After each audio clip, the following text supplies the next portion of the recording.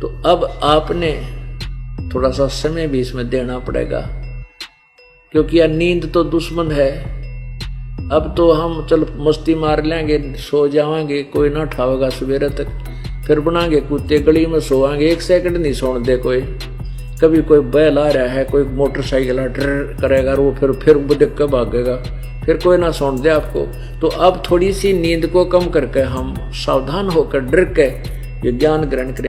अपने आत्माओं, ये दास क्या बताना चाहता था कि परमेश्वर कबीर जी ने आके इस काल के जाल को सिंपल लैंग्वेज में, बिल्कुल साधारण सी भाषा में समझाया। अपनी प्यारी आत्मा को मिला करके, अब देखो, अब ये बिचली पीढ़ी होगी, बिचली पीढ़ी है मानव समाज की, कलयुग की, और सभी बहन बेटी भाई बुजुर्ग सब अक्षर ज्ञान युक्त हो गए, शिक्षित हैं, और सदग्रंथ अपने पास है। आज से 600 वर्ष पहले कबीर परमेश्वर इन्हीं सदग्रंथों का ज्ञान बताया करते थे। वो क्या बताया करते थे? वो अब जैसे परमात्मा कबीर जी ने कहा था कि वेद मेरा भेद है, वेद मेरा भेद है, मैं वेदन में नाही, और जौन वेद से मैं मिलूं ये वेद जानते नाही। वेद मेरा भेद है, ये सभी वेद जितने भी ये ज्ञान हैं, ये चारों वेद कहते मेरा भेद है, मेरे विषय में जानकारी दे रहे हैं। लेकिन जौन वेद से, जिस वेद से मैं मिलूं वो ये वेद जानते ना, क्योंकि पवित्र गीता जी अध्याय नंबर 4 के श्लोक नंबर 34 में कह दिया गीता ज्ञान दाता ने कि मैंने जो ज्ञान बताना था मैं बता रहा हूं, और लेकिन उस परमात्मा के विषय में जानना तो उन तत्वदर्शी संतों की खोज कर ले। इससे सिद्ध है कि गीता जी का ज्ञान कंप्लीट नहीं है। अब ओम तत्सत ये सांकेतिक मंत्र है, ओम तत्सत जाप करने का नहीं है। ओम मंत्र ब्रह्म का है, तत् मंत्र परब्रह्म का है, और सत मंत्र ये पूर्ण ब्रह्म का, परम अक्षर ब्रह्म का है। तत् और सत ये गुप्त है। ओम तत्सत ये जाप नहीं है।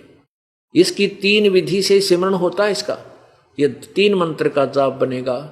और पहला मंत्र ओम और सत तत् ये सांकेतिक दास बताएगा, ये दोनों मिलकर सतनाम बनेगा, और फिर सारनाम आपको दिया जाएगा। सत जो सत है वो और जोड़ा जाएगा, फिर ये सत जो एक अक्षर है ये पार करेगा, आपको सतलोक ले जाएगा।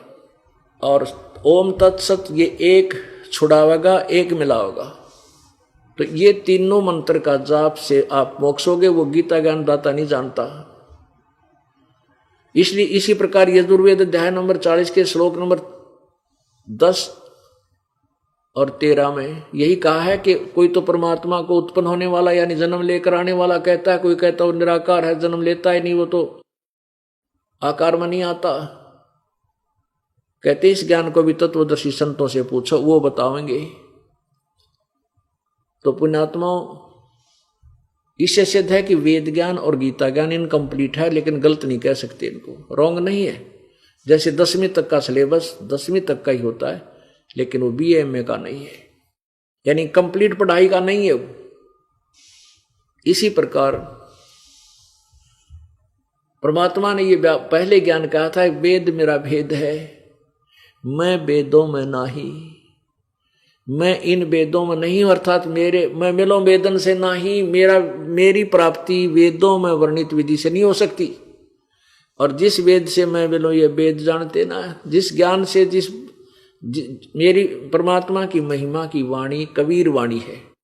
इस कबीर वाणी में परमेश्वर ने आके स्वयं ही निर्णायक ज्ञान दिया है, कंप्लीट नॉलेज दे रखा। कहते वो इन चारों वेदों में है नहीं, वो वेद जानते ना। अब देखो परमात्मा कबीर जी चारों युगों में आते हैं, अपने ज्ञान की महिमा, अपने ज्ञान को आप ही बताते हैं, और वो अपनी प्यारी आत्माओं को यानी श्रेष्ठ आत्माओं को आकर मिलते हैं उनसे उनसे उनको अपना परिचय देते हैं, साक्षात्कार सतलोक में अपना यथार्थ रूप दिखाते हैं, ब्रह्मा विष्णु महेश की सतीथि से परिचित करा के अपने गवाह बना जाते हैं कि कबीर इज गॉड, कबीर परमात्मा है। इसी का प्रमाण वो वेद दे रहे हैं। अब देखिएगा कुछ संकेत आपको देते हैं कि वेद क्या बताते हैं उस कबीर परमात्मा के विषय में। देखिएगा ऋग्वेद मंडल नंबर 9 और सूक्त नंबर 86 और मंत्र नंबर 26-27 में। ये देखिएगा पवित्र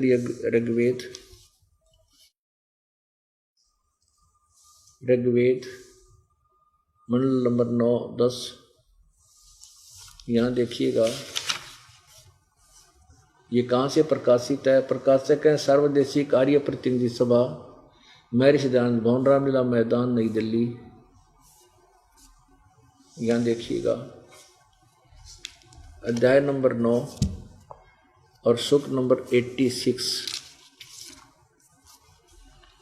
और इसके मंत्र नंबर 27 में। कितना निर्णायक ज्ञान दिया है भगवान। ऋग्वेद मंडल नंबर 9 सूक्त 86 मंत्र 26 में, यज्ञ करने वाले यजमान के लिए परमात्मा सब रास्तों को सुगम करता हुआ उनके विघ्नों को यानी आपत्तियों को मर्दन करता हुआ नष्ट करता है और उनको पवित्र करता हुआ और अपने रूप को सरल करता हुआ।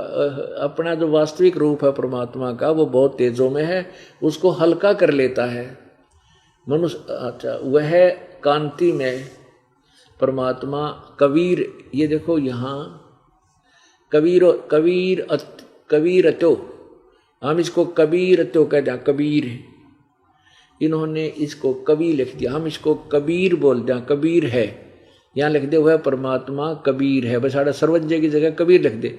अब जैसे ये यजुर्वेद है, ये क्या करते हैं व्याकरण के चक्कर में अपना ये सारा ज्ञान बना देते हैं। अब देखो ये यजुर्वेद है, ये पवित्र यजुर्वेद है, ऊपर रह लगा है, इसके यहाँ 2 अपसर्ग लगा दें या ऐसे रह लगा कर नीचे हलंत लगा दें। यजुर्वेद अलग अलग करके भी हम पढ़ सकते हैं। यदि 2 अपसर्ग लगा दें तो भी ये पुस्तक यजुर्वेद ही बोली जाएगी जब जहाँ इस यजुर्वेद का ज्ञान होगा।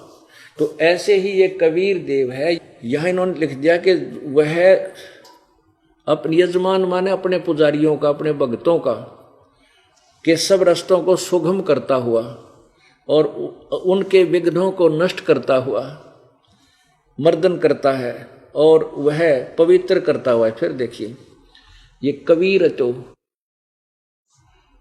ऋग्वेद मंडल नंबर 9 सूक्त 86 का मंत्र 26 है।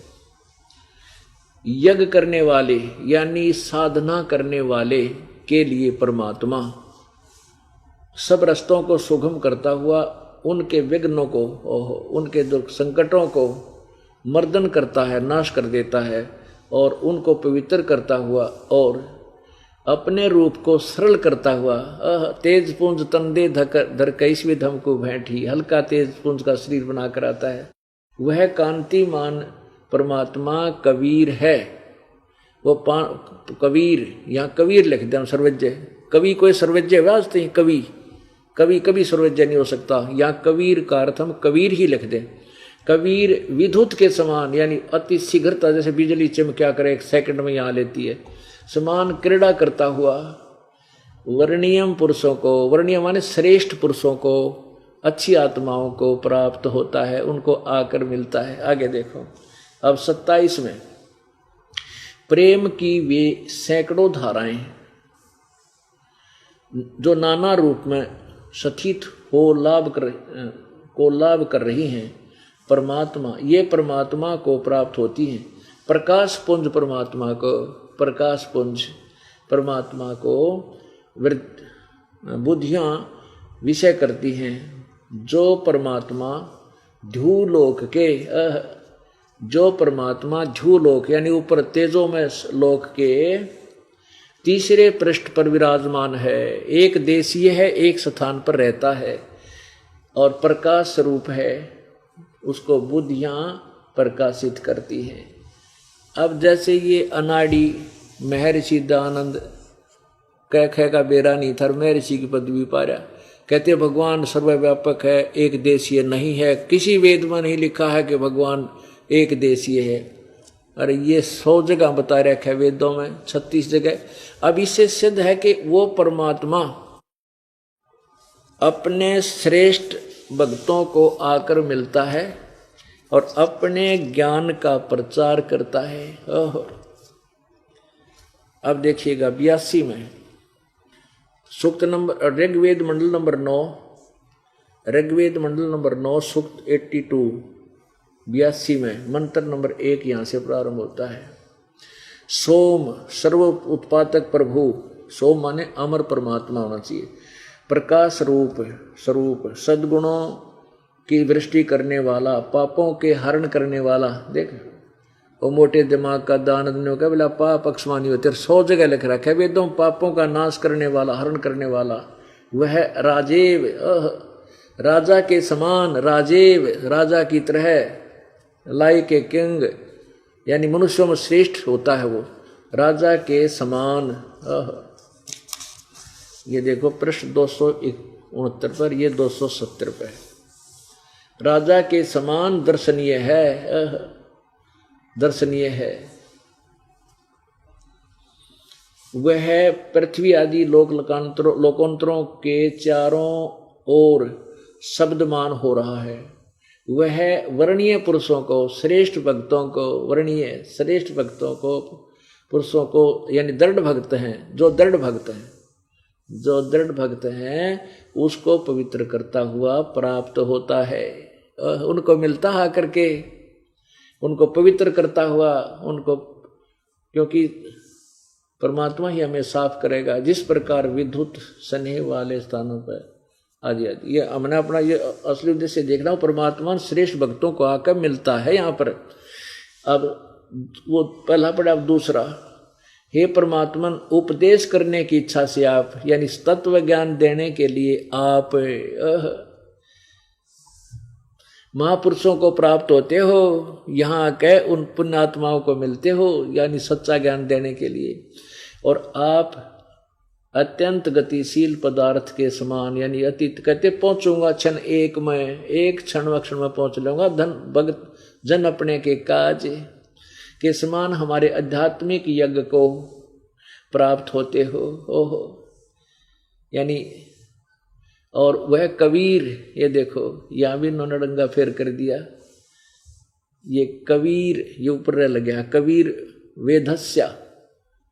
अब वेदस्य का अर्थ देखो कि है, इन की बुद्धि देख लो, यहाँ लिखा है वेदस्य मन उपदेश करने की इच्छा से, यहाँ लिखना कबीर वेदस्य, वो कबीर परमात्मा उपदेश, कबीर परमा, यहाँ लिख देना था कबीर परमात्मा उपदेश करने की इच्छा से महापुरुषों को प्राप्त होते हैं, इतना लिखना था। लेकिन इन्होंने तड़ंगा करने का मतलब था ज्ञान था कोई ना, यो कबीर है, ऊपर रह लग गया इसका, ये प्रिंट में थोड़ा सा गड़बड़ रह रही है, कबीर है ये, क्योंकि इन्होंने यहाँ लगाया यो रह, यहाँ कबीर है,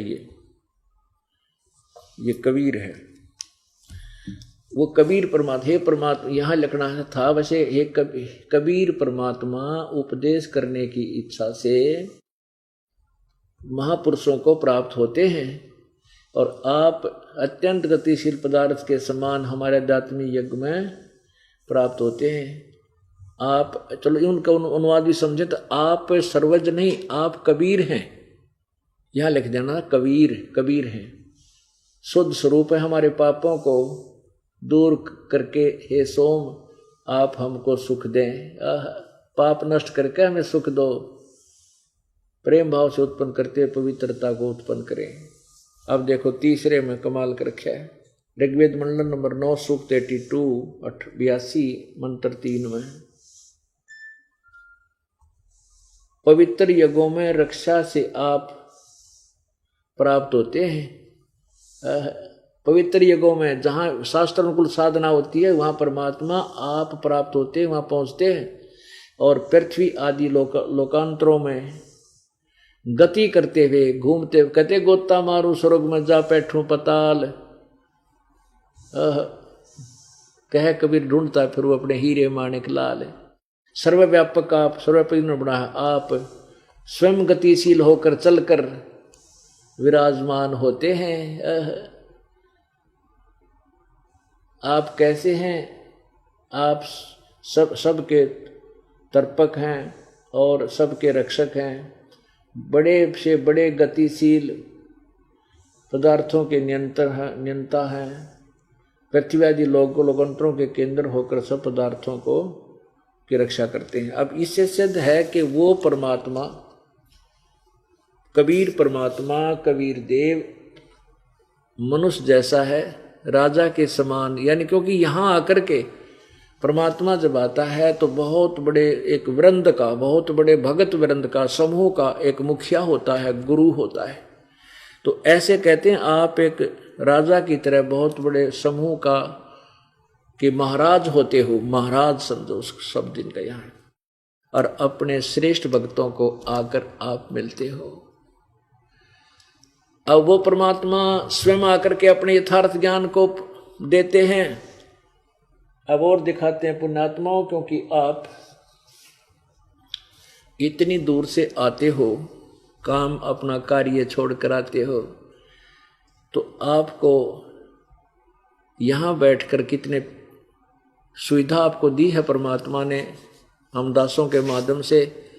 आप इतनी प्यारी आत्मा हो परमेश्वर की, पहले तो आपको घर से लाए प्रेरणा करके, आपके काम की व्यवस्था करी, फिर यहाँ हमारी ड्यूटीदार रखी, आपके आने से पहले मैट बिछाएं, हमारे बच्चे रोटी खाना व्यवस्था करें, और फिर अमृत वर्षा आपको ये दूध पिलाया जाता है परमेश्वर की अमृतवाणी का। आपको आपकी आत्मा को पाला जा रहा है जैसे बच्चे को माँ पिलाया करे दूध।